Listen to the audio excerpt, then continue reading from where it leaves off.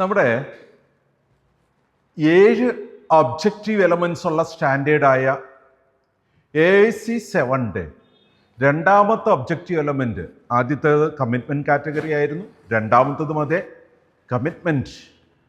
രണ്ടാമത്തെ objective element B, അതിങ്ങനെയാണ് പറയുക: The program ensure the quality of test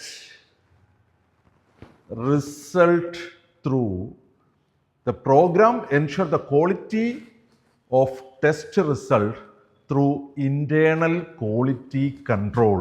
ആ internal quality control എന്ന് പറഞ്ഞ സംവിധാനം നമുക്ക് ഉണ്ടായിരിക്കണം, നമ്മുടെ ടെസ്റ്റ് റിസൾട്ടുകളുടെ ക്വാളിറ്റി അവിടെ ഉറപ്പുവരുത്താനായിട്ട്. ഈ കാര്യങ്ങളെക്കുറിച്ച് വിശദമായി NABL സ്റ്റാൻഡേർഡ്സിൽ നമുക്ക് കാണാൻ പറ്റുന്നുണ്ടാവും. അതിനെക്കുറിച്ച് മറ്റൊരു ക്ലാസ് നമ്മൾ എടുത്തിട്ടുണ്ട്, അതിൻ്റെ ഡീറ്റെയിൽസ് നിങ്ങൾക്ക് തരാം. ഓക്കെ, നമുക്ക് ഈ ഒരു ക്വാളിറ്റി കൺട്രോൾ ഉണ്ടാകുമ്പോൾ എന്താണ് അവിടെ നമ്മൾ ചെയ്യേണ്ടത്? നമുക്കൊരു ഇൻറ്റേർണൽ ക്വാളിറ്റി കൺട്രോൾ പ്രോഗ്രാം ഉണ്ടാകണം.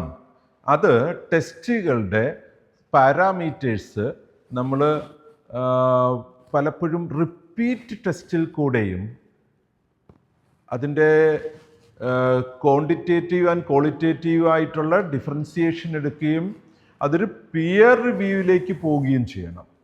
നമ്മുടെ ക്ലിനിക്കിൽ ഒന്നിൽ കൂടുതൽ മെത്തഡോളജികൾ ഉപയോഗിക്കാനുള്ള സംവിധാനങ്ങളുണ്ട്, ഒന്നിൽ കൂടുതൽ എക്യുപ്മെൻറ്റ്സ് ഉപയോഗിക്കാനുള്ള സംവിധാനങ്ങളുണ്ടെങ്കിൽ നമുക്കത് മൾട്ടിപ്പിൾ ഡിവൈസസിൽ മൾട്ടിപ്പിൾ മെത്തേഡ്സിൽ ചെയ്താൽ സെയിം റിസൾട്ടാണ് കിട്ടുന്നതെന്ന് നമ്മൾ ഉറപ്പ് വരുത്തേണ്ട ആവശ്യമുണ്ട്.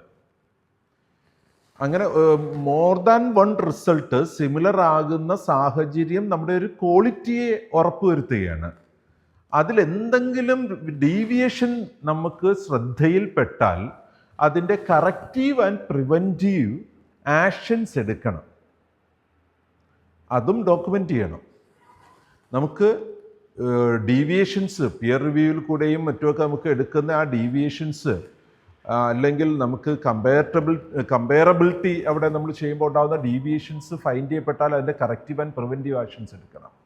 സോ ഇത്രയേ ഉള്ളൂ.